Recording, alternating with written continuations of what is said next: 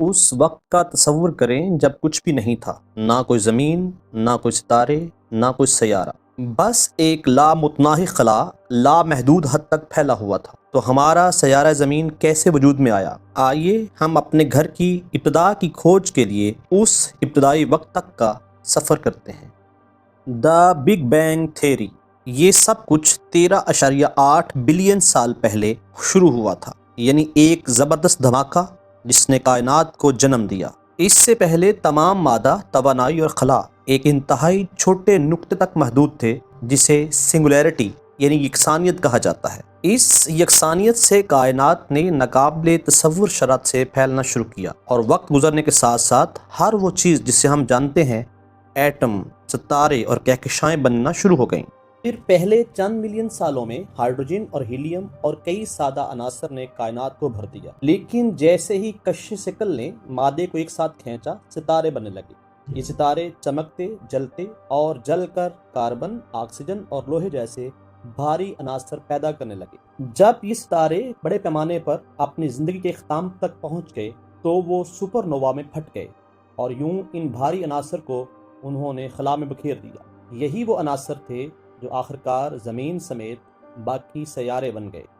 The birth of the solar system, تقریباً 4.6 billion سال پہلے ہماری کہکشاؤں کے ایک پرسکون گوشے میں گیس اور دھول کا ایک بادل اپنی ہی کشش ثقل کے تحت گرنا شروع ہوا۔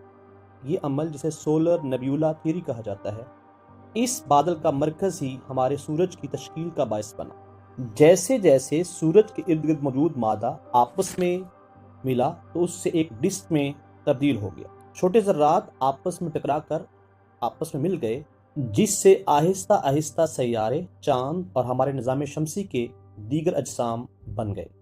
شروع میں زمین ایک مخالف جگہ تھی، پگھلی ہوئی، اور جس کے اوپر شہابیوں کی لگاتار بارش ہوتی تھی۔ اس کا کوئی ایٹماسفیئر نہیں تھا۔ وقت گزرنے کے ساتھ ساتھ یہ سیارہ ٹھنڈا ہونا شروع ہوا، جس سے ایک ٹھوس پرت بن گئی، اور اب کاربن ڈائی آکسائڈ، پانی کے بخارات اور میتھین نے ایک قدیم ماحول پیدا کرنا شروع کیا۔ پانی کے بخارات گاڑھے ہونے لگے اور جلد ہی سمندر بن گئے۔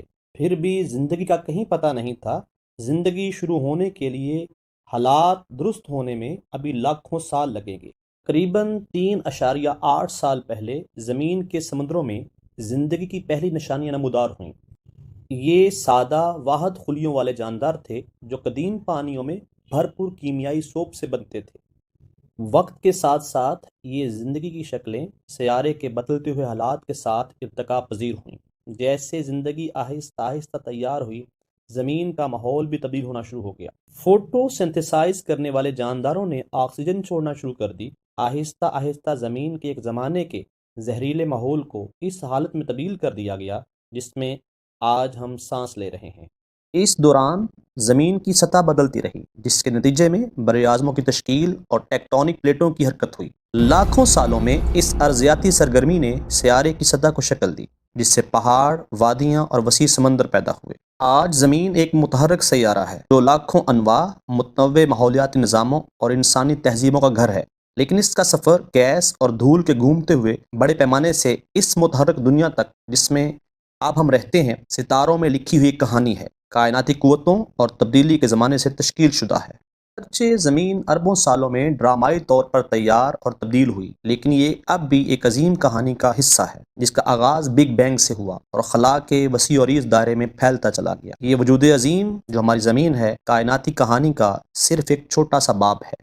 Thanks for watching. If you like this video, don't forget to like, comment and subscribe for more videos on the mysteries of this universe.